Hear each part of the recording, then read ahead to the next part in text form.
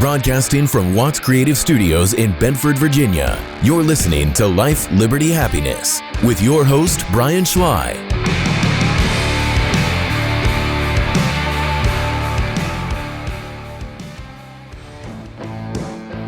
Hey, welcome everybody to another episode of Life, Liberty, Happiness. Welcome back, DW. Welcome back. Hello. Yeah. Glad to be back. Yeah. Tammy over there in the corner, say hi. Hello. Good And to be Woodrow running the show like usual. I don't know about running the show, but I'm here.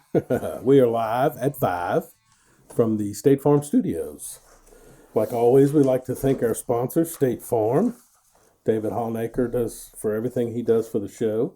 CS Business Services, Charlene and Susan do a good job. Also, Steve and Judy Rush, Century 21 All Services, and Grizzly Garage Doors, LLC. Jed and Chelsea. Jed. I got it right this time. Jed. He's never going to want to come on because that's... Yeah, he was saying something about that the other day when I sure saw him at the he baseball was. game. I don't know why. He was like, "Why is Brian coming?" I said, "Have you seen his haircut? That explains a lot." I sponsored the show. Anyway, today's show, we are extremely excited. Woody. Cole, you're wandering all over the track. Yeah, well, the son of a bitch just slammed into me. No, he didn't slam into you, he didn't bump you, he didn't nudge you. He rubbed you. And rubbing, son, is racing. There we go. There you go. The kind of little tidbit into what's coming on later on the show. With our special guest, Cal Lawson, is in studio. I'm so excited. Didn't wait. Yes, I am excited about it as well. So before we get to that, let me just stop shuffling my papers because I have lost where I'm supposed to be. Trivia. Yes. Last week, Bert Warner won the trivia question, DW. Yeah. And so this week, our trivia is brought to you by Grizzly Garage Doors. Where can you find a reliable garage door? Central Virginia area looks to Grizzly Garage Door LLC. Jed is a veteran of the military and provides exceptional service for both residential and commercial. Grizzly Garage Doors is your place to go when you want the best. If you're building a new home and not sure what type of door is right for you, go to grizzlygaragedoorllc.com.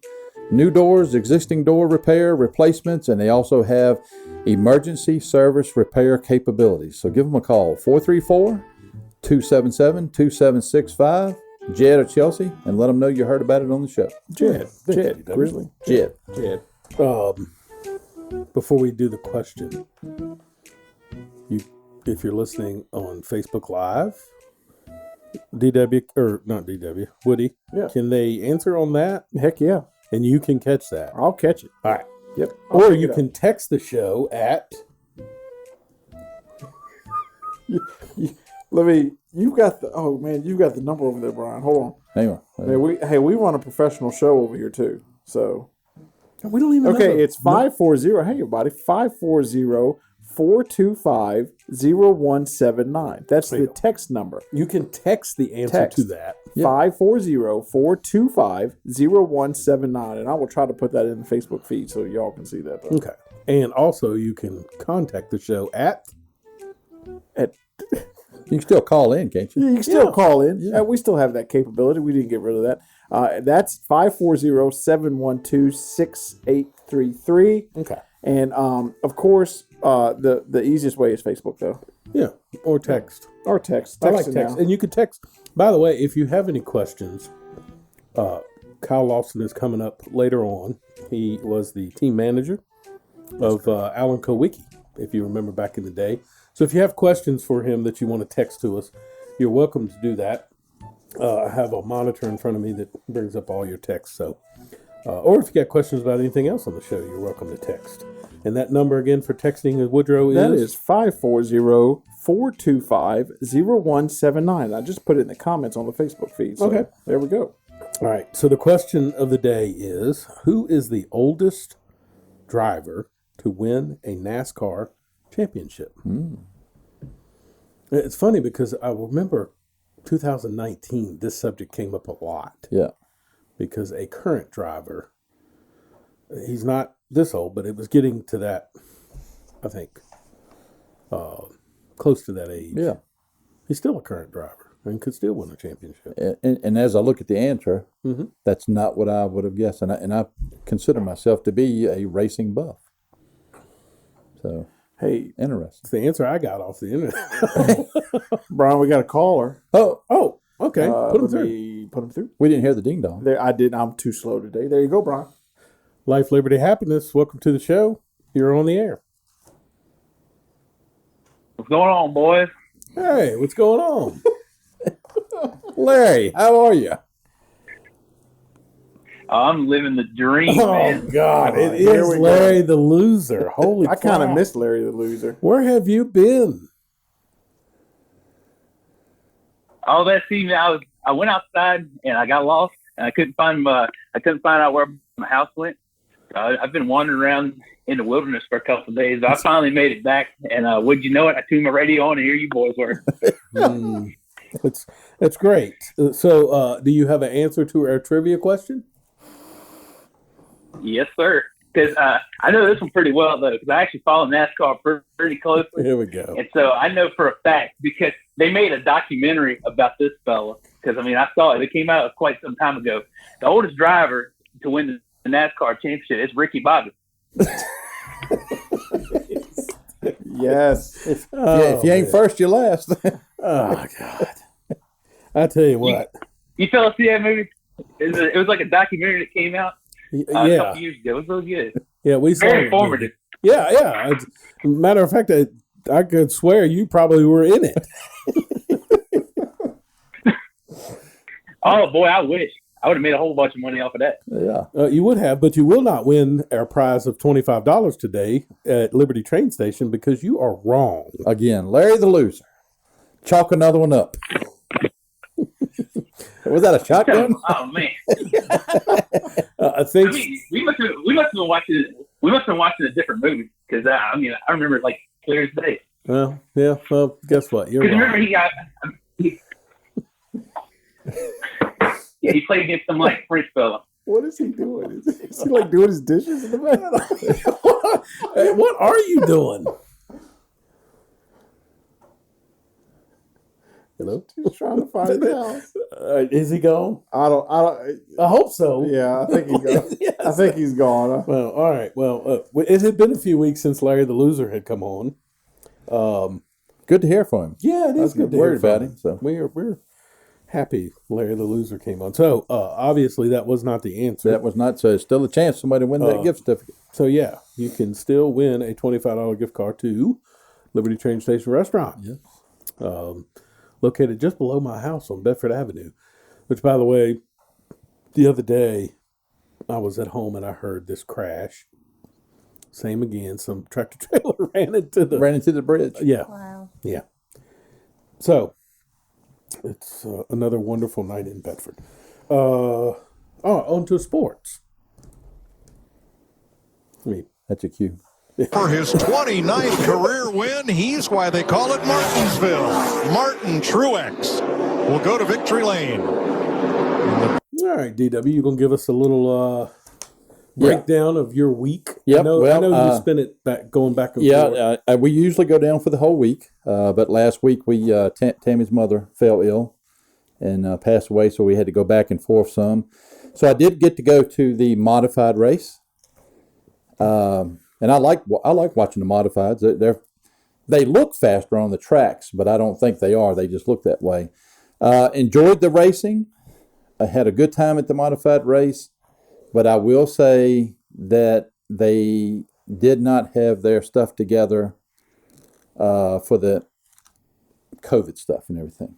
And I'll give you an example. So I've been a season ticket holder for years. So last year, we got things in the mail and said, your ticket didn't get selected because we can only have so many fans, even though I've been going for all these years. This year, my ticket gets selected. Okay, no problem. We're happy. We're going to be there.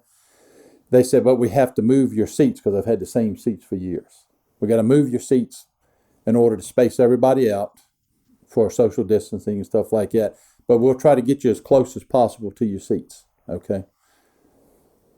So I get there. First thing to do, you come up. This makes any damn sense. Trying to spread people out, but they had everybody going in the same entry gate. They had all the other gates closed, and they were stopping everybody, You know how they do? They check your pockets, your bags, check your temperature. You know, they walked up to us, and at the gate now everybody's bunched up. Yeah, at the gate. same thing. And my buddy Bobby that was with me, and Bobby's real smart. You know, he's a smart guy. And so the guy comes up and takes his temperature and says, "Have you had a cough or anything, or have you been around anybody who had a temperature?" And Bobby says, "Einstein, what do you think the answer is?" Because has anybody walked up and said, "I've been coughing my ass off for days, but I'm here to the race"? Nobody's going to tell you that. Yeah. So they let us in after they check all our stuff and everything. We get up there to our new assigned seats and look down, and there's some son of a bitch sitting in our seats. They're our seats that we originally had. So how is it that we can't sit in our regular seats and they move us, but somebody's sitting in our seats? Correct.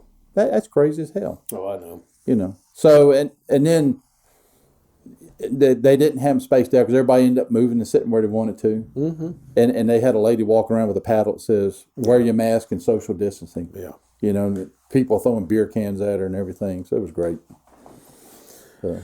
Yeah, unfortunately, I hear that all too often. And kind of what's crazy about that is you're a season ticket holder. Yes. And yet they were still selling tickets. Yes.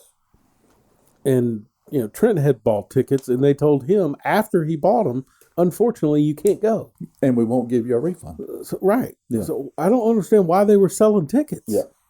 Knowing they couldn't have all those people there. And then tell you they can't give you a refund. That's it's different, man. Things are different nowadays. Yeah. And we'll get into this a little bit more. I have been watching, I told DW this, or Woody, that I've been watching a documentary. I think I told you. You told me this today. Yeah. Driver, F1, Formula Yep. 1. Yep. It's fascinating to me, but parts of it. The amount of money that's being spent is absolutely ridiculous. I mean, we're talking, I think it was $800 million Yeah. for a team, one team. Yeah. 2 drivers. Yeah. And it's just, it's Cal crazy. said he would like to have a budget like that when he was racing. Oh, my gosh. Could you imagine? But you find out a lot. There's a lot of things that's interesting about that series that they kind of know their fan base. And guess what? It's not middle income people. Right. It's wealthy people. And they go after that. And sometimes I feel like NASCAR forgot who their fan base is. And they're trying to go after the wealthy. And you know what? They don't want to watch it. No. Because you can't put on what F1 puts on. That's why I joke with you. Can you imagine you're leaving Monte Carlo and you're coming to Austin, Texas? There's no way they come here and go, oh, Austin, Texas. It's beautiful. Yeah. It's no way. So I just, anyway, the series is great if you get a chance to watch it. Yep. The engineering behind it is crazy. I don't know that I like a lot of it because literally you're watching a driver and it's amazing what they do. But you hear the engineer say, I switch to this, you can pass him now. And I'm like, what? Yeah. And everything's on the steering wheel. Oh, yeah. It's crazy. But the speeds are just outrageous. So anyway, I don't want to harp because I want to get to our guest. I want to hurry up. Yes. Get through this. Baseball's in full swing. Phillies are doing good. They're almost 500, and you're talking about doing good. Okay, look at the standings, knucklehead. I did look at the standings. Where's your team at? Well, they're in last place, but Okay, you can't be much and worse. last place is below the Phillies. Correct. Because the Phillies are in second place, and The Nats are what, 3 games out? 4 games at the worst? yeah, but they're in last place, and you still got 2 games the 2 teams in between. And tonight, when the Philadelphia beats the Mets, they'll be back in first place. Okay. I'm just telling you. The Nats have played about as bad as you can play, About as bad as your haircut. and yet they're still within striking distance. So you just watch out. All right, we'll see. Woody, are you okay over there? I'm good. Thank you. Thank you Woody, very much. do you have a baseball team? No. What's baseball? That's where they kick the ball, right? Yeah. Yep. Local sports, Heritage and LCA will square off Friday night for your regional football championship. That should be a good one. Neither one of them like each other. So, looking forward to watching that one. On to what's happening. What's that? I got y'all. Woody, are you lost today? Holy Thank crap. you, DW. Okay. Now in what's happening. Brought to you by Steve and Judy Rush. Looking to buy or sell a home or land? Call Steve and Judy Rush.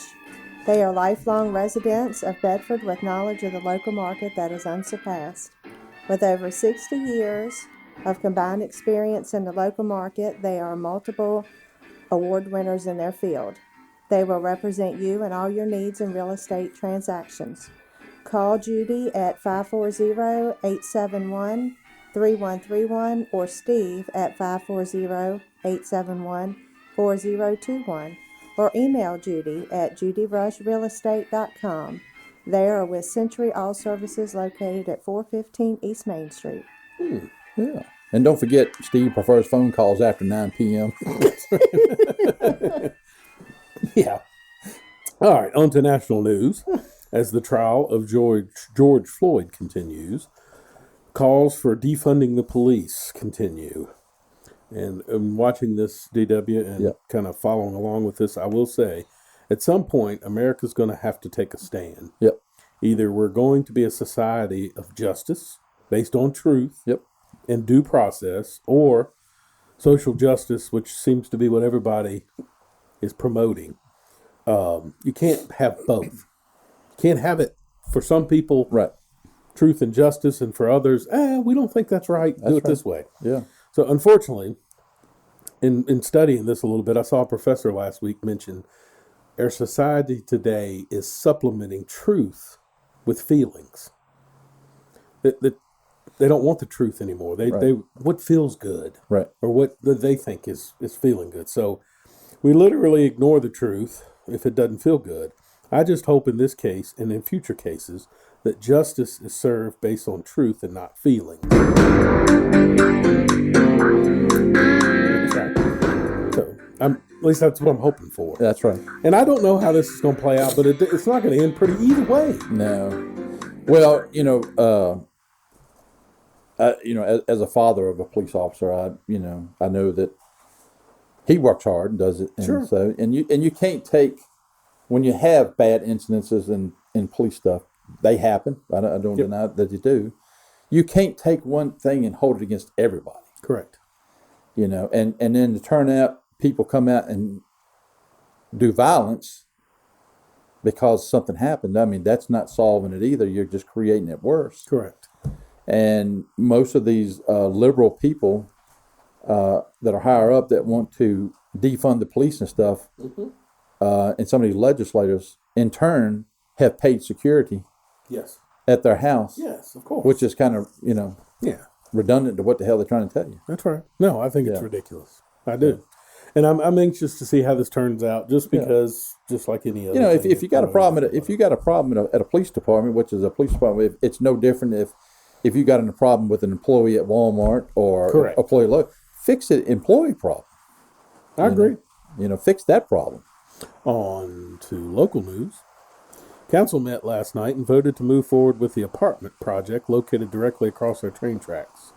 I am looking forward to getting that completed, by the way, as you hear the rain softly in the background. Council also voted to move forward with Wiley and Wilson, who is a former employer of mine, by the way, on doing the study, concept, and construction administration for a new police department, parking garage, and farmer's market.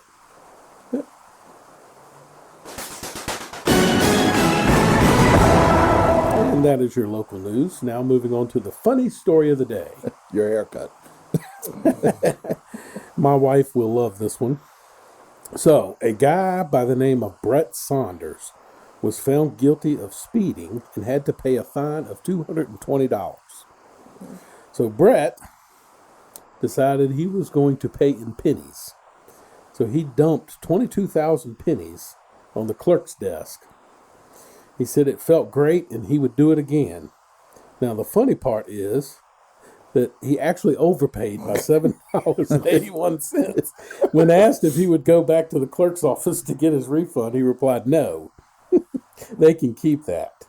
If he knew my wife, that's a smart decision because she'd pay him back with pennies rolled up in a sock upside the head. That's it.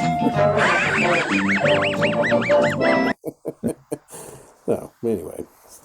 That is your news. Just tell me it is going to be okay, all right? No. I'm not a bad news person. I bring good news, like when I promised those kids I'd pay for college. Oh, man. So anyway, that is your what's happening segment.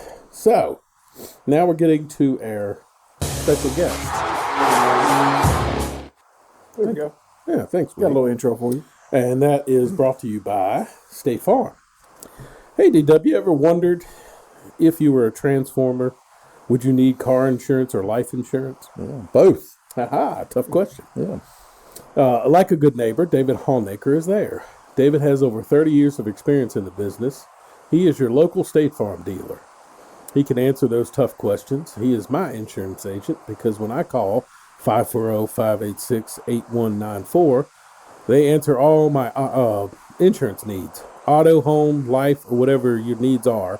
Call David at 540-586-8194. If you want to just stop by their office, it's located off 460 beside Walmart. Yeah. When they ask you where you heard about State Farm, tell them Optimus Prime. Yeah. And Nana that works go see Nana. She just called me right before the show started to remind me if I didn't pay my payment on that motorhome, I wouldn't have no insurance anymore because somebody at my house forgot to pay it. And that would be me. Yeah, I was going to say, that would be you. That would be I was like, hold up. Yeah. So, we'd like to welcome in our guest, Cal Lawson. Lawson, yes. How are you? I'm very good. Thanks for having me. By the way, I'm glad you didn't bring it up, but I'm an Orioles fan. Oh. It's sad being an Orioles fan. It's sad. Wish we'd have known that before. It's okay. For years, I have followed the Orioles because the Nats weren't in town. And then when the Nats came in town, a lot of the games that I'd go to would be when they would do their cross-town rivalry in play. So I'm not against the Orioles. I've never been American League side. I've always been National League. What's funny about that, I'll get a text here in a minute, tell me to shut up because we have a guest on. They like to hear the guest. But a quick story. Logan's first professional baseball game, was Baltimore Orioles. But the tickets that I got were from Brandon Inge, who was playing for the Detroit Tigers. Yeah. So he got us a box. So we go up and sit up in the box, and it's 100 degrees outside. It's the last game of the year, actually. It was, brutal. We're sitting up in this air-conditioned box, and it's literally just us, me, Ashley, and Logan.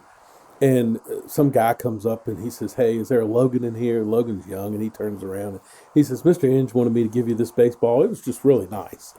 So we're sitting there watching the game, and Logan looks out, and these people just look like they're miserable. And he says, my God, what it's like to be one of them poor people. And I'm like, dude, this is us. We just got lucky and got these tickets. And he just thought this is the way it is. I'm like, nah, we don't make that kind of money. That's awesome. So, but anyway, welcome to the show. Thanks for having me. I know DW has been tickled to death about this. Yes. Both he and I are major NASCAR fans. I will say I have drifted a little bit, but I've stayed in it enough that I follow it weekly. I don't follow it the way I used to. But I'm anxious about this too. So, DW, I'll let you head off with your thank questions. you. Anytime you got something, sure, feel free. But, Cal, thank you for coming in and joining us. Thank you. It's a pleasure. I want to start off I want you to tell us a little bit of a background of your history because I was surprised to find out that you was not involved in racing until you met Alan, right? That is correct. And tell us your background, how you met Alan, and how you got started with that. Well, from an early age, I was a huge race fan.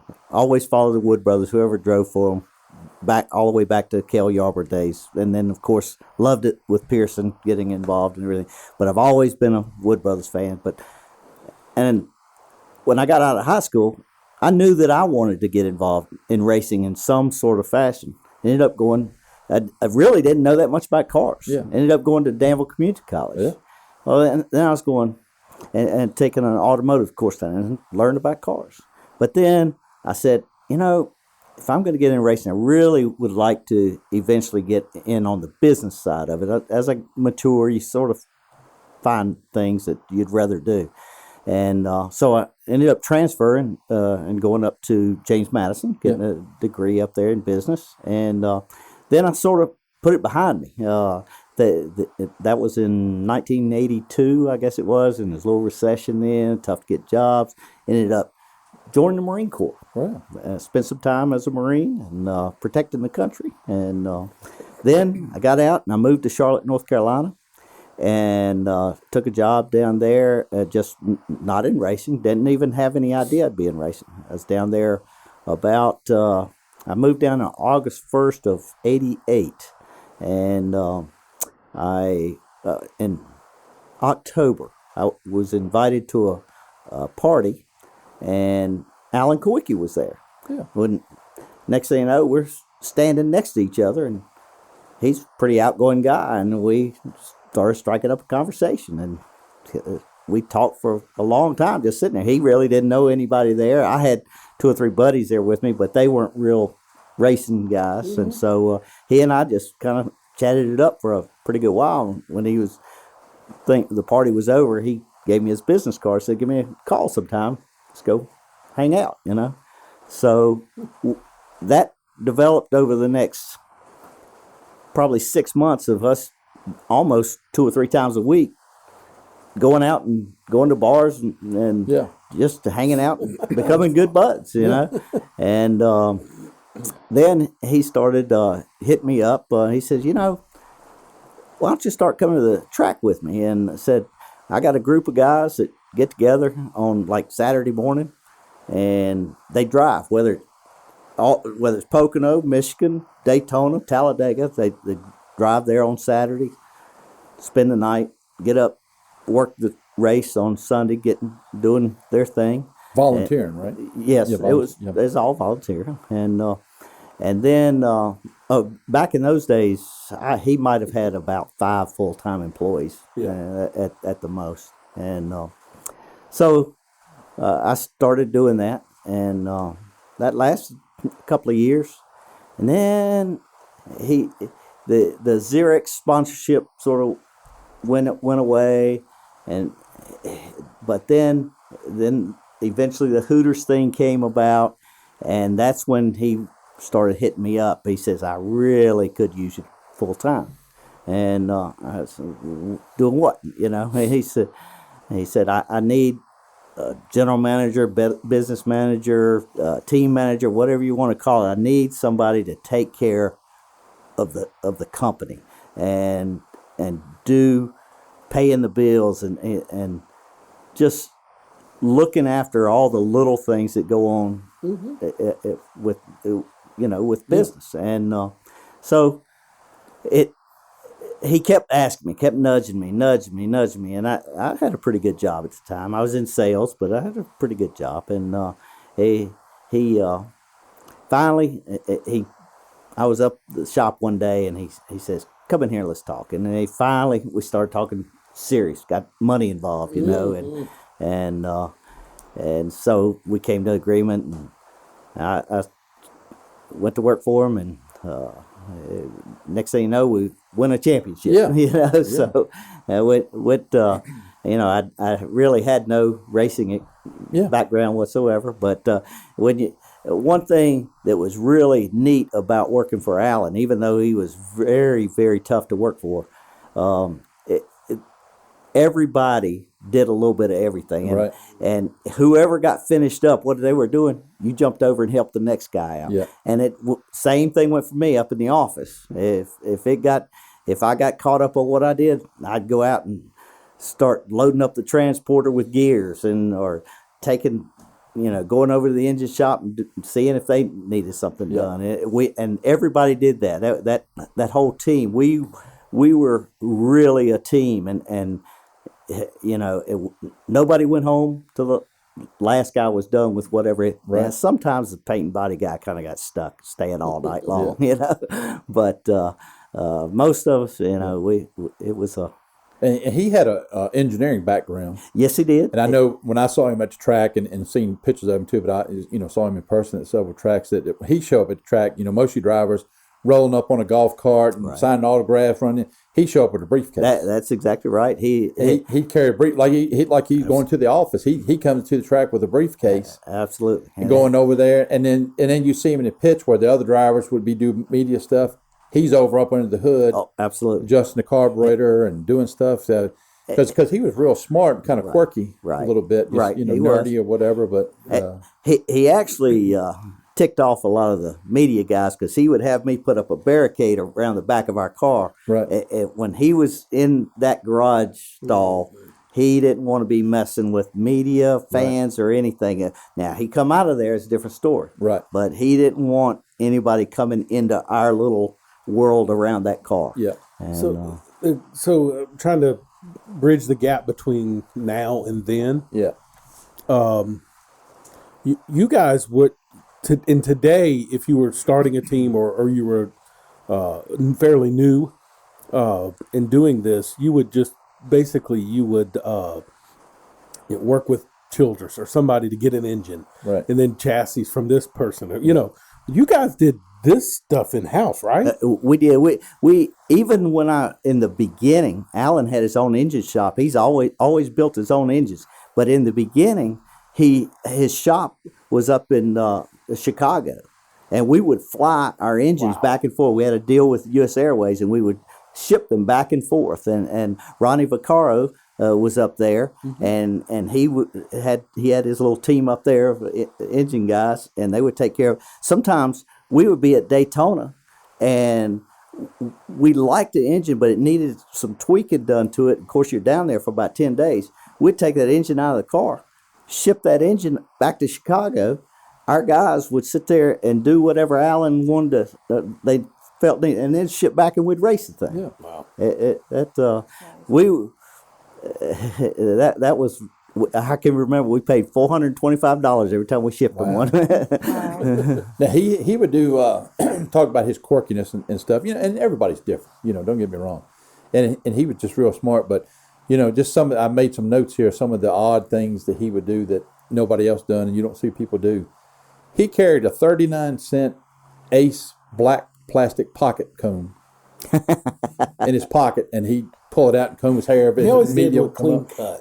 Let me elaborate on that to take it to even more extremes, because a lot of people carry a comb. We built him a little glove box, a little aluminum glove box, and of course he had us build it, but it's about, 6 inches by 3 or 4 inches tall, 3 or 4 inches deep, and he made sure at the start of every race that he had a handkerchief in there, he had some chapstick in there, had a Sharpie in there, and his comb. And in addition to that, we always had a St. Christopher in there. He up under the seat, right? Usually it was up under his seat. Yeah. And a quick little story about St. Christopher. We were getting ready to start the race for the World 600 in Charlotte, and everybody was buckled in. He was buckled in. And next thing you know, he unbuckles real quick, and he's turning around in the seat, takes the steering wheel off, and he's looking up under the seat, and he doesn't have a St. Christopher in that particular. It was a brand new car we just built, and I usually stayed out there with him right up until they started rolling off the line. But he said, "Cal, go to my briefcase and get me the St. Christopher." Yeah, and hurry. And I mean, before I could get back, and I went in his briefcase, and he's got a combination lock. Of course, I know the combination. Yeah. I went in there and got it, took off sprinting back to the car. Other cars are already leaving. He's still sitting there waiting on me to hand him that thing. Wow. I hand it to him, and I don't know, 10, 20, 30 laps into the race, there was a wreck right in front of him, and he just, barely missed it. He comes over the radio, "Cal, now you know why I had you go get that." That's it. Didn't he also sometimes carry a calculator in the car and figure up his own stuff sometimes? We used to joke that he had a calculator. No, he really didn't. He did not. We really did all the figuring, but you would think the way he would come back at us when we would be calculating out the fuel mileage or when we were going to pit next. He would question us all the time. As a matter of fact, the only time, he sort of even questioned us the day we won the championship, but he was the quietest. Our radio, we talked a lot on the radio. Right. I mean, we had different people that he would talk to at all times. He would talk directly to the tire guy. We had one guy calling out his lap times every single lap. Our crew chief Paul Andrews, he would talk to him about the car setup and what might need to be done. Danny Glad would talk to him about the oil temps and water temps and if we need to keep an eye on that. I would talk about strategy to him, but in that final race, everybody sort of did their job, and he was actually very quiet, and it was sort of an odd day to listen to us. It was like, okay, guys, I've groomed you guys. We're here to do this thing. I'm not going to interfere with you. And it got to be, I don't know how much you've gone back and watched that last race or if you saw it live or anything, but that was undoubtedly the most exciting, and I'm getting cold chills sitting here talking about it. I'll be perfectly honest with you, because I was sitting there. They came to us somewhere around lap between 270 and 280. They came to us and told us, they said, just so you'll know, as of lap 250, and they were looking in the rear, as of lap 250, you guys had led X number of laps, and Bill Elliott had led X number of laps. Well, I immediately got out the calculator and started figuring, okay, the race was 325 laps long.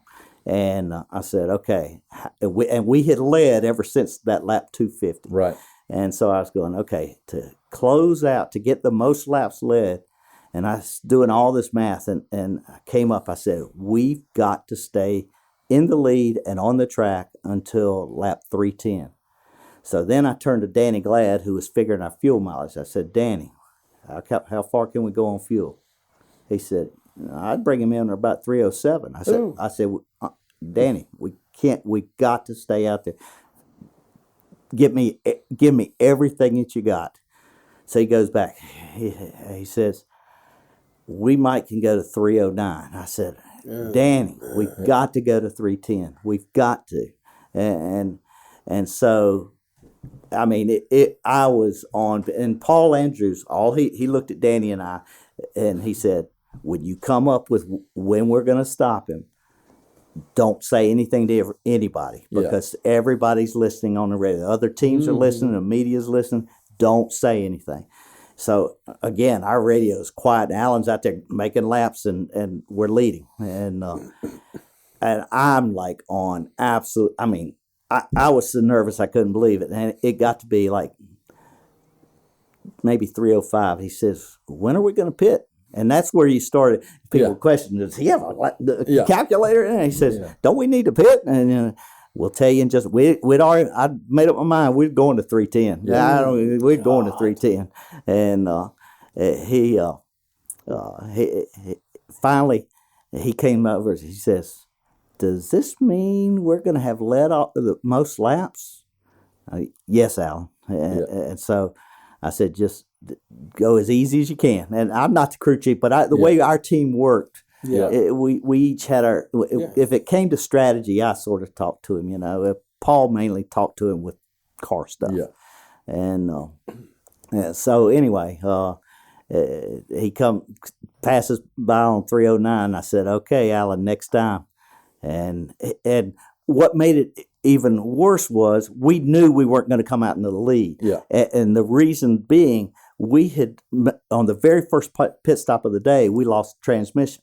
We only had high gear. Right. Well, it had jumped out of gear, and believe it or not, Joey Knuckles, who worked for the 28 team, who we were going against for the championship, going against them, he came running to our pit stop. He was only like two pits. He says, do not let him put that thing in any other gear than high gear the whole rest of the race. He said, there's chunks rolling around in that transmission. And he said, and you throw some of those chunks up and it's over, and I mean, that's how different it is yesterday versus today. I mean, Joey was looking after us. He was 28 cars front tire changer, and he was their transmission specialist. And they had lost a car a couple of days before in testing, or qualifying something, and borrowed a Roush car. I don't know that they had lost it. They just decided that the They Rouse thought- car was better. So they took one of Mark Martin's cars that's correct. and painted it up That's right. to That's Davey right. Allison's car and drove it out there, but it was a number 6 car.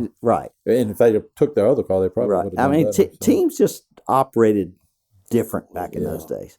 But we went on and led that lap. And, of course, NASCAR's watching us push him out of the pit because you're starting off in 4th gear. You know, you got to kind of help the car along. And they said, if we tear that car apart and we find out that there's nothing wrong with that transmission, said he's going to be penalized. Yeah. Fortunately, it was. It was totally but he comes out of the pits and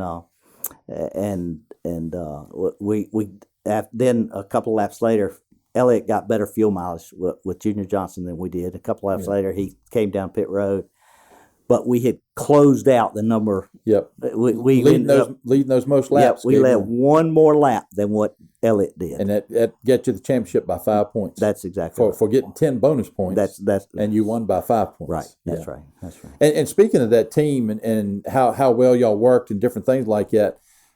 Look, I look back on the list of that team from that year, and I'm gonna run down some of these names. The talent that y'all had. The people that was just starting in NASCAR that was with y'all. Paul Andrews. Oh, absolutely. Came from Rusty Wallace's ASA days. Yeah, came from the ASA. He hadn't even had Cup experience. That's right. And Rusty is one that recommended to Alan to get him. And then he went on to go to Roush to become a crew chief. He's made his rounds. And other things, but it's a very familiar name. Tony Gibson. Absolutely. A great mind. Tony Gibson, who later went with Bill Elliott. Yep. They won the Southern 500. He was with Hendrick. And then he went with Hendrick with Jeff Gordon, won 2 titles. Then he went to DEI. And now he's with Stuart Haas. Stuart Haas, right. Yeah, and he was the winning crew chief for the Daytona 500 with Kurt Busch. Yeah. He went on to do that. He's a racer through and through. He's a hardcore racer. Brian Weitzel. Great guy. Who ended up at Hendrick for many years. Now, Brian was never a full-time guy with us, but he was one of our volunteers, and he had been working at Mack Trucks. Okay. And he came over and he started helping Peter Jellin drive our truck because he had a CDL. And when Peter would go on some of the longer trips, he would help drive, and then of course he would help us around the shop doing stuff too. And then of course Danny Glad, you mentioned Danny Glad. So Danny and I, during those days, we were tight. Yeah. And here's a funny thing to throw in here, Ray Everham. Oh yeah, he worked for 6 weeks for Alan Quickie. He couldn't get along, so when he left and he made the comment, he said, "Alan's crazy as hell." He started with us right after the first of the year. I guess it was in 90, I think it was 91, 90, 91, whichever years. And we got down to Daytona, and it got to be, I think it was maybe Friday, a couple of days before the Daytona 500, and he says, "I'm done." He said, I can't do this. And the interesting part of that is, I think you would probably agree with this, that he couldn't get along with Alan because of Alan's, strict he was. And then he ends up being the same way. Yeah. He's just like it. Yeah. They were too much alike. Yeah.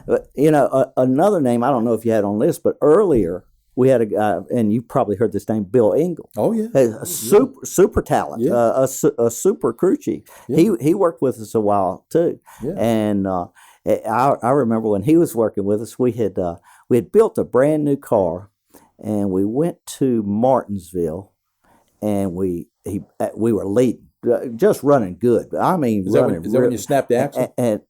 No, I don't believe that was this particular event. Alan backed it into the wall. Okay. So we had to cut the rear clip off of it. Well, the very next week was Wilkesboro, and Alan wanted to race that same car. Well, he done tore it up. We come back to the shop that night, and we're out there stripping that car apart. We had it sitting down at Jack Lawson's down in South Carolina at 8 a.m. in the morning. We had it sitting there ready for them to put a rear clip on it. We called them. They knew we were coming. They knew the urgency of this thing.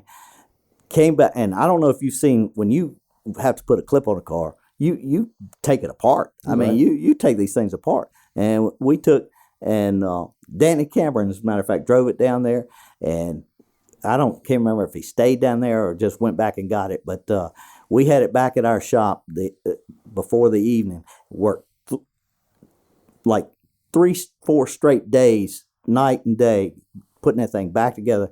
Raced at North Wilkesboro, and I mean, we ran good at North Wilkesboro. But Bill Engel came in there, and he goes, "This is insane," and he left. He said that he's not gonna. He wouldn't. When we got back and Alan says we're tearing that car apart and going to be racing it next week, Bill Engel walked off. He said, and you and I talked about this earlier, and I'll bring it up that when Ray Abraham left, he went to Hendricks because they were starting a team with an unknown guy named Jeff Gordon. And he ended up stealing some of y'all's employees. Oh, I think he called over probably about 4 guys,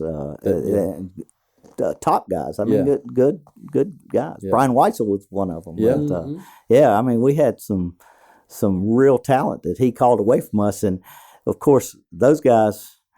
We worked hard. But those guys certainly didn't.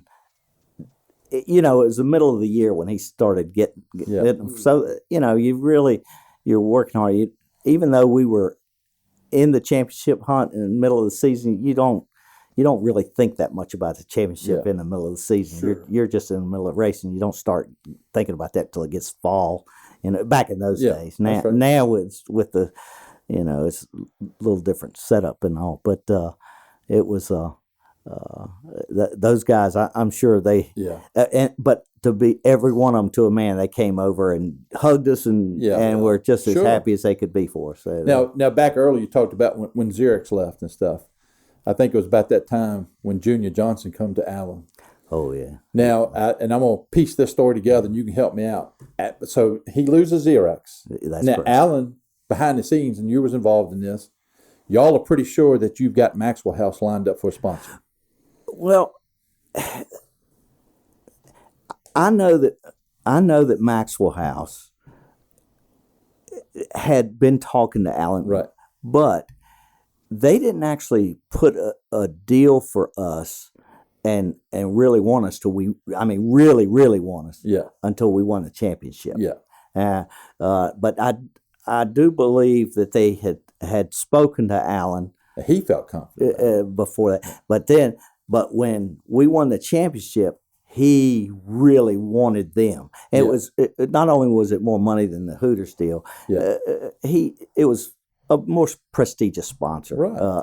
And he and Bob Brooks from Hooters had the day we signed the contract with him. He told us, he says, "Look, if you want out, just let me know."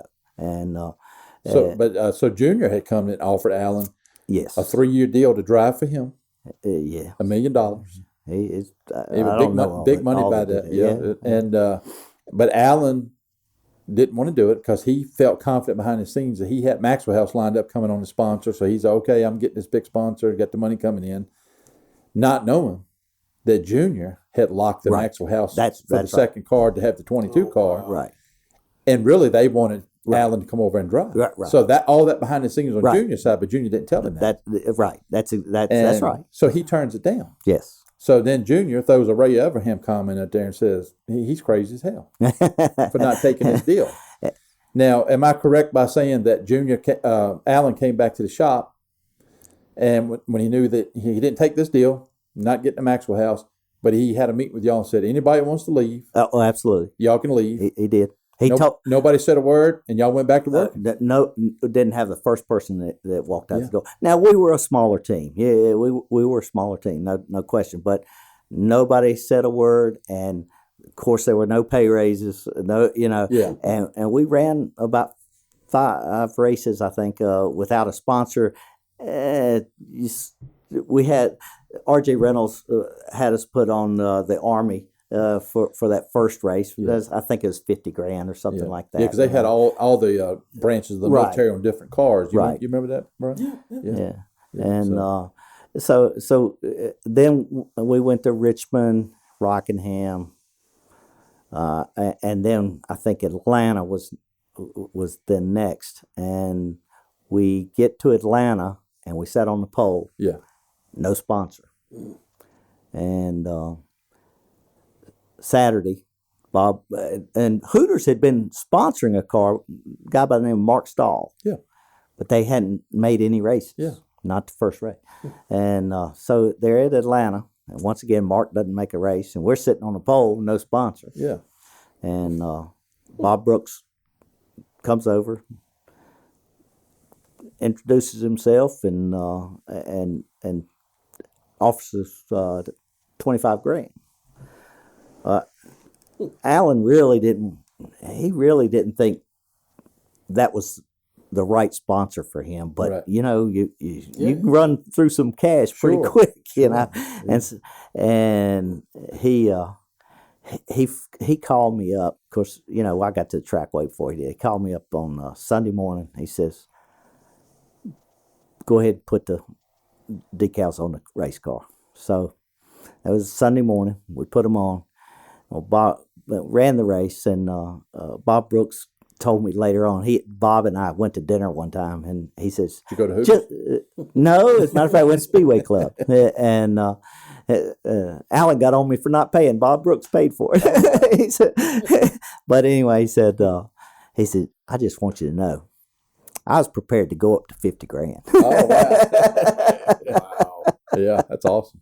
But by that time, we had already signed a deal to finish out that season. Yeah. And then we signed another deal for a 3-year deal, starting with 92. Yeah. And I remember seeing Alan in an interview when he was talking about the sponsorship and he didn't have it and stuff. And of course, the difference today, he said it'd take about $2 million to run a full season to have a winning car. You remember that? Mm-hmm. And today, that's $35 million. Yeah. It's yes. Those days, even after Alan was gone, and we raced with Jeff Bodine and had the Exide sponsorship, we were a little ahead of where we were with Alan. But these other teams, even in those days, teams were getting $6 and $8 million. Yeah. And here we are racing on 2, 3, yeah, $3.5 million. Yeah. And competitive. I Yeah. mean, we were always. That was the nicest thing about being with Alan, even though it was hard work with small group of guys and having to do everything like we did. Because we were competitive. Yeah. People didn't want to leave and go to a better funded car, but less competitive. Yeah. And we never showed up to the track. We weren't competitive. Right. Never. Just didn't happen. And after y'all, I'm sorry. Well, I want to go back to, all right, so obviously the tragedy happens. Yes. You're the manager. I mean, you're the one pretty much left. I mean, this is dropped on you. So it was, and truthfully, at that time, Alan was my best friend. Yeah, I was going to say, and you're kind of the one. So you mentioned Jeff Bodine. So I'm just trying to figure out. Yep. You've got all the weight of the world on your shoulders at that point in time, because it's not just you. You've got a whole team now. Right. Yeah. How does that? Because I remember Dale Jr. talking about after Senior passed, the next day, they're all talking. How do we get through this? How do we? And racing seems to be the answer every time. So tell me, how do you get through that next phase? That was tough. Our team was being pulled both internally and externally apart. Mm-hmm. We were all hurting, but yet people, even within our own team, we were sort of, you could almost sense sides were being taken. Mm-hmm. and it was really an odd thing to deal with. I mean, people were wanting parts of Alan that were there, but that was a tough, and people came out of the woodwork. Yeah. People that you'd never even heard of. Well, I was Alan's best friends, or I did this with Alan. I did that with Alan. How come I never saw you? How did you find out about the crash? Well, that's interesting. Alan had come to get me I normally actually all of us on the team that left early with the first group of guys, we always flew on that plane with him. It was a Hooters plane, and we didn't own it, but that was part of the deal after we won the championship, that they would provide us their corporate jet to take us to the races. And when we But they had their own airline at the time too, didn't they? well, or did that come later? That came later. Yeah, they had two aircraft, a jet and this particular aircraft. It was a Merlin, and it was sort of a lot of the teams had King Airs. It was a little bit more than what a King Air was, a little fancier setup and everything. But anyway.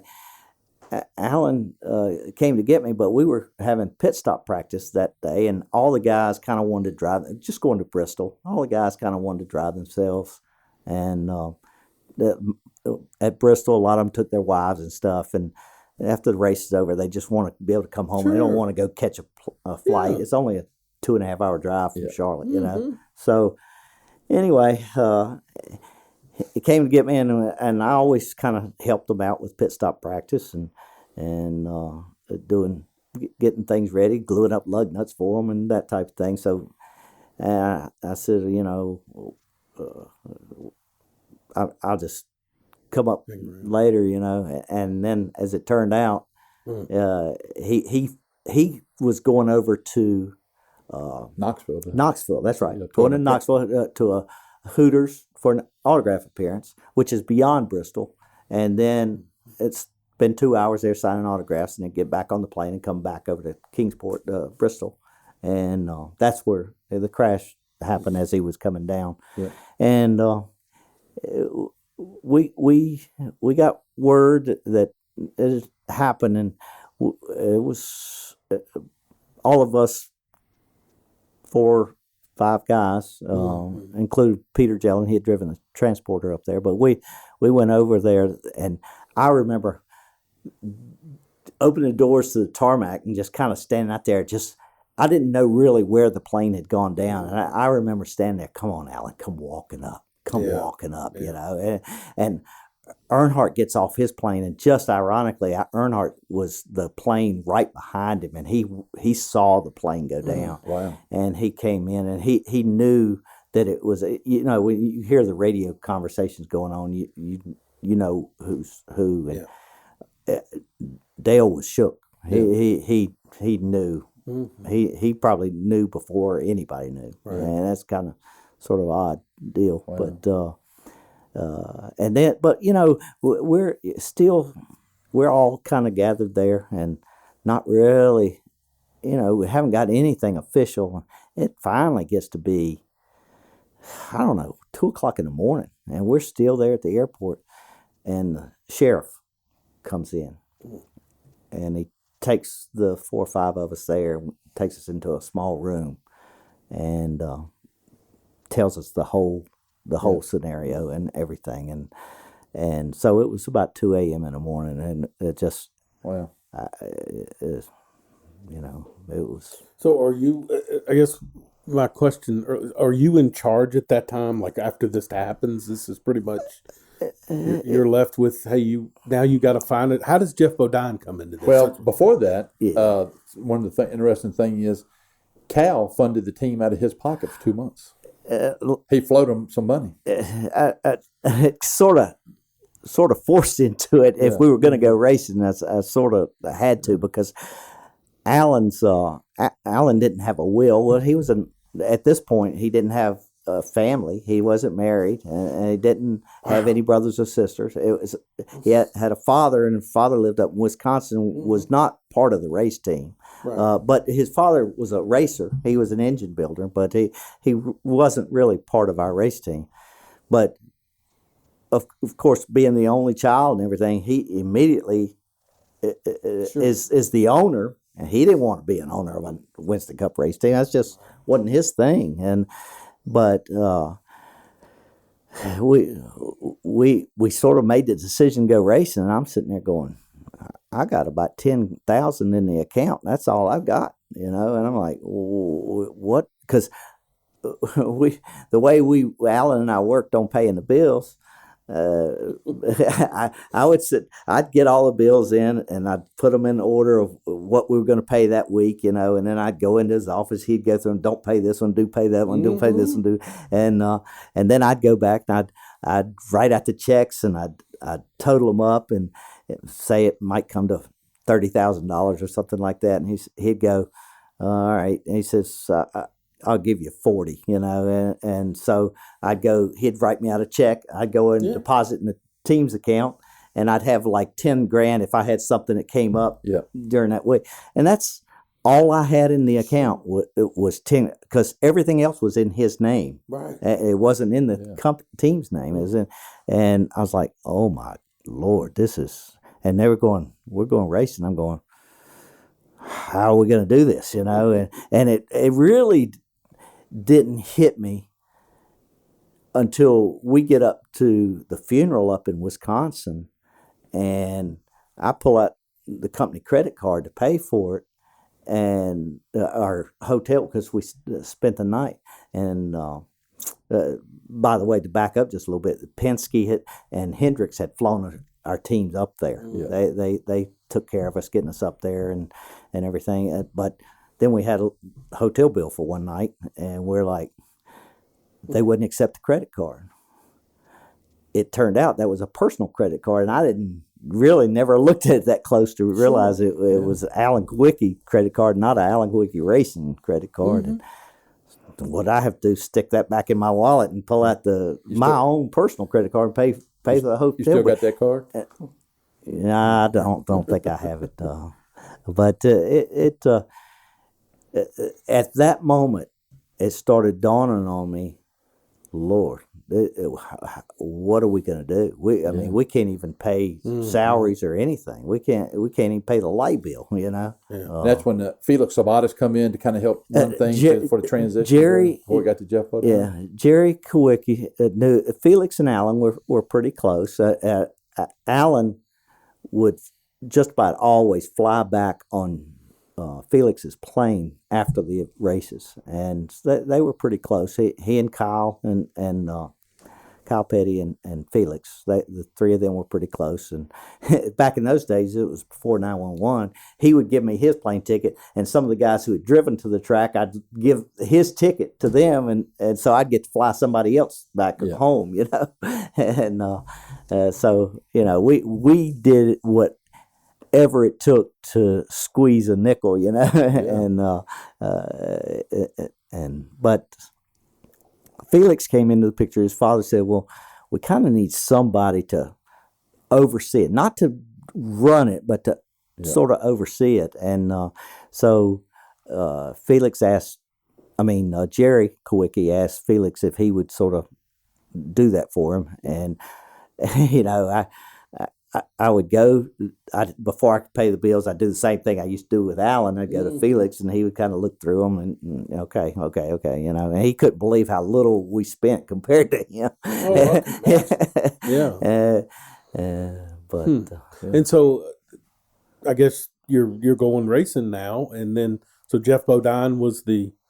Well, what happened then, several weeks, maybe a month after his death, Jerry says, look, we've got to put it up for sale. So we did, and we had about 3 different groups that were interested in owning it or part of it. And one group included the golfer that died in the plane crash. Payne Stewart. He and 2 other gentlemen they actually offered the most money, but they weren't racers, and we were really wanting to get somebody that we could keep it sort of like it was with Alan as best as we could. And Jeff was a racer, and Jeff had sought after the team. He was driving for Bud Moore at the time, and as a matter of fact, he didn't even, when we ended up selling the team to him, and he didn't even drive for us until later on in the year when he finally got out of his contract with Bud Moore somewhere about September. And we had been using Jimmy Hensley for most of the races and Tommy Kendall on the road courses. And but I think I asked you before, but I don't remember if we got to that point. The big sign that was out front, the AK sign. Yes. Whatever happened to that? I remember removing it when we finally changed the name over to Jeopardy Racing and got a big sign to replace it. And I remember us carefully boxing it up, and it seems to me that it ended up in Wisconsin. And there's like a little museum thing up there. It might even be part of a Hooters restaurant up there, it's up in Wisconsin. Yeah, that was a cool sign. Their shop, I don't know if you knew it, Brian, was right behind Charlotte Speedway. Yeah. Right on the backside, right there on that corner. So if you went on the backside and pulled in right there, that was that big AK sitting right on the hill. Yeah. I mean, it stood out like crazy. Now, a lot of people didn't realize we'd only been in that shop for about 2 years. Right. We'd been in a little small shop, not much bigger than this place we're in. We'd been in a little up off Industrial Boulevard, a couple of exits up the road, and it was so small we would have to leave a car inside the race car hauler and then have to roll one outside just to get around in there. Wow. Yeah. You're listening to Life, Liberty, Happiness. We've been talking with Cal Lawson, who was the team manager of Alan Kowicki. It's been a great experience having you on. We definitely want to have you on in the future because I've got a ton of more questions. I know he's got a ton more questions because I'm interested in the next kind of phase. Did you hang around NASCAR for a little while, or then? I stayed in NASCAR until the end of the 2002 season. So I was around for 10 more years. My wife and I had a child in 2001, and the sport it was changing. It was a different sport than what it was. Plus, because Alan and I had been really good friends before I got into racing, and not only do I lose my owner, I lost a really good friend. It really, for me, it became more business and it's what I knew then. By that time, it's what I knew. So I stayed in it for a while. But then I realized there at the end, it not only the drivers, but the team members from all the different teams started coming from all parts of the country. They weren't just good Southern guys, That's right. And it got to the point you couldn't even go help the gear specialist put gears in the transporter. He'd think you're trying to take his job. It really was it's a whole different situation. You still watch racing today?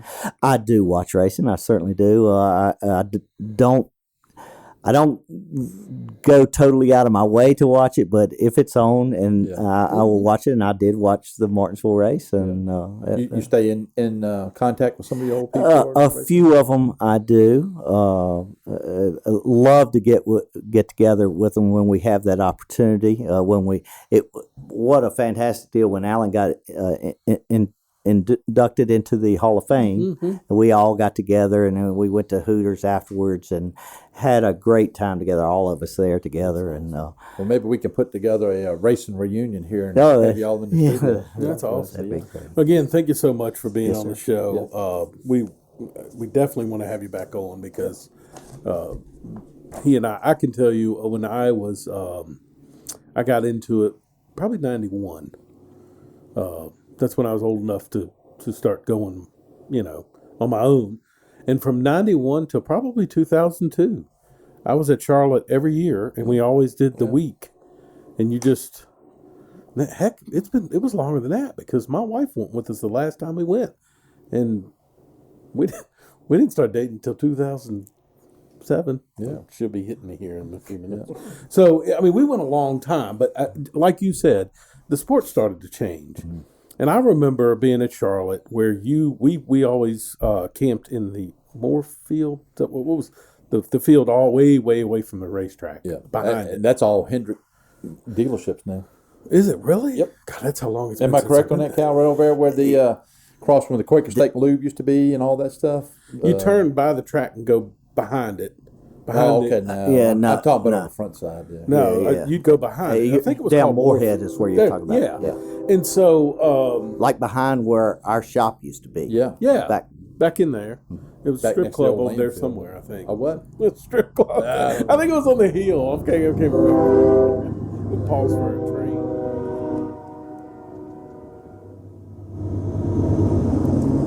It just takes a second. But anyway, now I can remember, honestly, you'd wake up and you couldn't throw a rock. You know, you'd hit another trailer or camper or tent. So they were everywhere. Right. Our last year, I mean, there was 30 or 40 spots between the next. It just started to dwindle, and it was the changes that NASCAR was making. Because we used to laugh and say, you know, people would save their money all year to come. Yeah. And they'd come from all over, but it was an event. It was. And I know, like you said, a lot of people would save their money to come to that one event, but there was numerous people who would go to 6 or 8 races. If you lived in say, this area, you could easily go to Martinsville, Rockingham, Darlington, Bristol, Richmond, and they did that. And the ticket prices were going up, and people just couldn't afford all that. It was a big combination thing that drove the fans to dwindle. Yeah. I certainly hope that it's kind of comes back together. Yeah. Well, I mean, after watching Dale Jr., I watch his podcast a lot. I do too. And listening to him talk about the local tracks are still packed on weekends, and that hasn't left. I mean, I'm going to Natural Bridge this weekend, the small dirt track, just because they're still packed on weekends. And so that part I like. And South Boston, I think, has been growing. Well, I think they still cater back to what. Well, sure, like they it used do. to be, Absolutely. you know? Like if I say South Boston to you, you may not, but to me, the first thing comes to mind is the bologna burger. A bologna burger. Yeah. I mean, and you could say that about every track. Yeah. For people who've been around NASCAR, they know those things. Yeah. I mean, an average. Yeah, that was one of the things at Martinsville. To get on that, you know, the hot dog stand inside the track for they didn't even have it open. It's just I know. I mean, so all the crews that they go in there and mark on the wall, keep a little thing going how many hot dogs they eat. Sure. And they couldn't even get a hot dog once they went through the gate. Well, the crews would get together and have a little hot dog eating contest, and every crew would pick one guy on the team to participate. You know, and you sit all these hot dogs across the wall, and all these different crew members come up, and with time them, give them like 2 minutes. You know, and it was fun. Yeah. Oh, that's awesome. So anyway, I hate to cut you off. I could sit here until 8 o'clock tonight. Well, we have one more question. You got to ask him the question we always ask. Oh yes, everybody. that's true.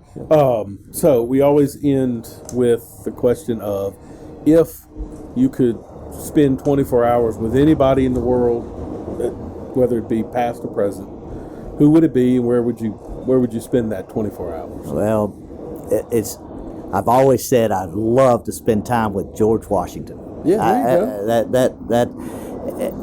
go. Everything I know about the man was something I would love to be myself, and not because he was president, because the way he carried himself. Sure. Yeah. And he was the ultimate leader. And that's awesome. That would be would be the man. That'd be nice. That'd be cool. So, thank you again, and hang around because we don't have long, but we usually get to some fun stuff here. Which brings me to Nobody Knows. Nobody Knows. Nobody Knows is sponsored by CS Business Services.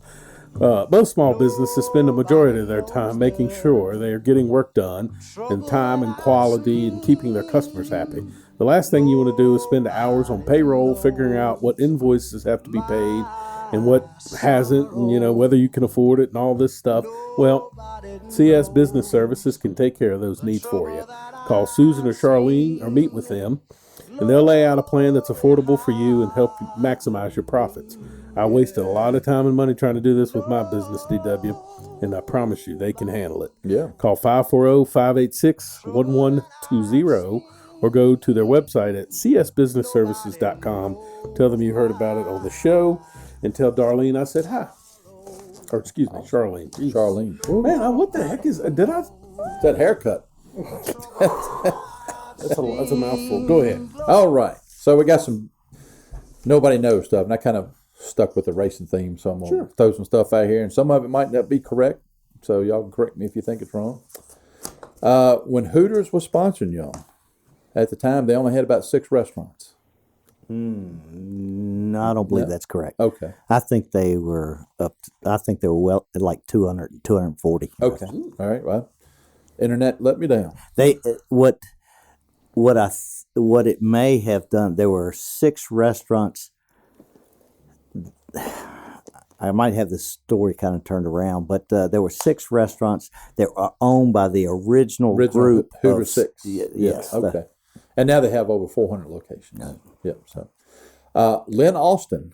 Did you ever meet Lynn Austin? She was the very first Hooters girl. Oh no, I don't think I've. She's a blonde. She's that one famous.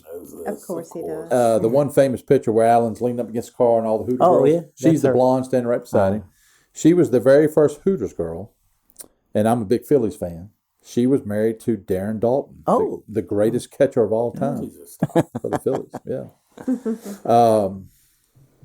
This picture right here, I know people can't see this picture, but this picture right here, you remember this picture?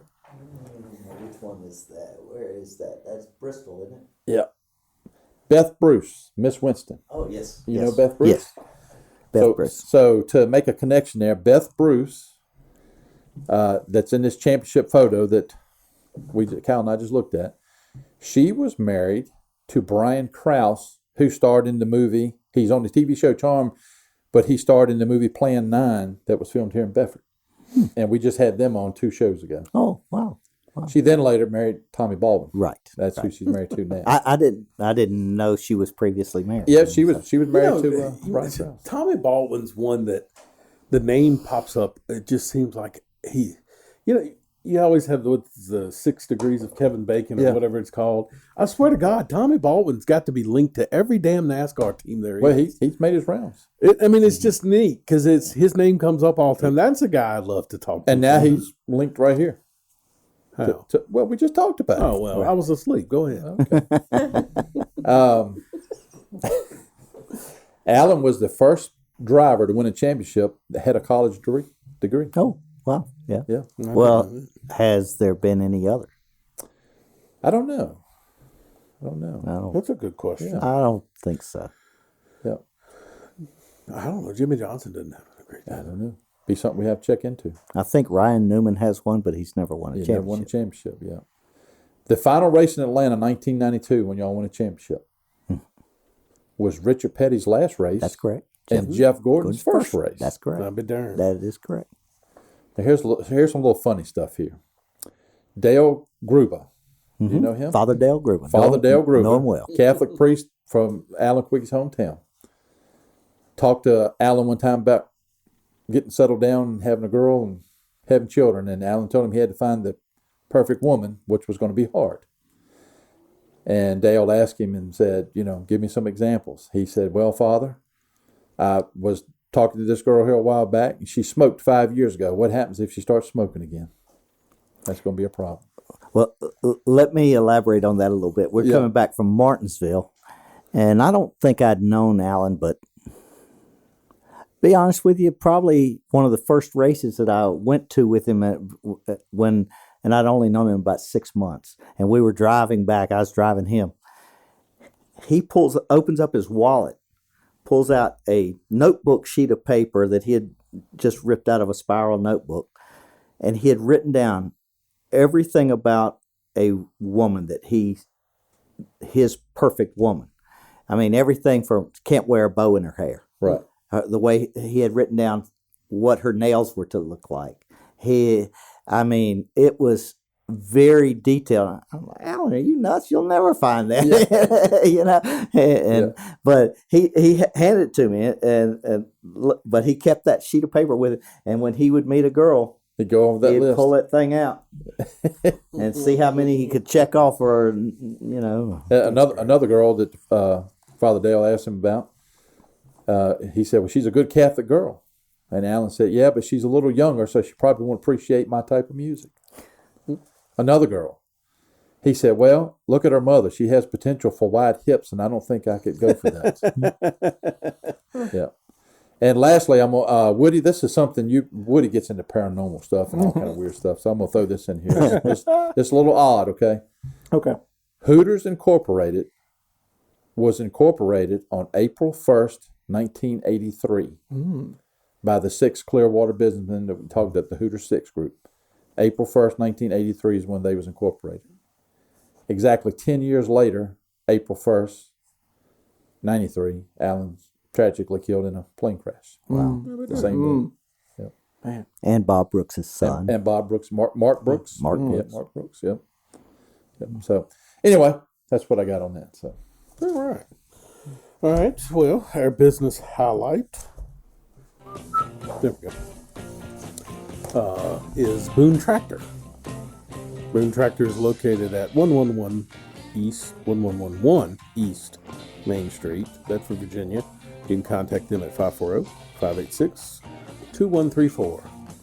DW? yes, Good show. it was a great show. Kyle, again, thank you for coming in. I enjoyed it. And please come back, because I swear, I think Yeah. we could do this again for another hour. Get a couple of your buddies come back with you. Yeah, because I've got tons of more questions. I mean, they're all going through here right now. But anyway, thank you again. It was a good show. Next week should be. We should have some breaking news next week. Yeah. Who we got a guest next week? Got somebody lined up? We do not have somebody lined up, but I've got some things in the works. Yeah. Okay. I did talk to Megan Kelly's. What? Why do you always laugh when I It's say just that? funny because it's like, hey, I did talk to Megan Kelly. Well, she said she was good. I was joking with her, and I said, we wanted to circle back with you, and she. Hi, Brian. Happy to be with She you. immediately got tickled because yeah. the press secretary now always says she's going to circle back. So she responded that her mother is having some issues, and so she's cut her schedule back. But she would circle back with me in May. All right. Did you hear that, DW? They're joking now. Yeah. Did you hear that? Yeah, I heard that. Yeah. So she's been in a lot lately. Yeah. So we obviously wish her well. I'm sure I'm at the top of her podcast list. Don't let her see that haircut. That'll knock her out. What the hell is wrong with my damn haircut? I just didn't put anything in it. That's all. It's just flattened down and not spiked up. Brian, your hair's fine. It is. Thank It you, is. Cal. Anyway, we will see y'all again next week. Thank you.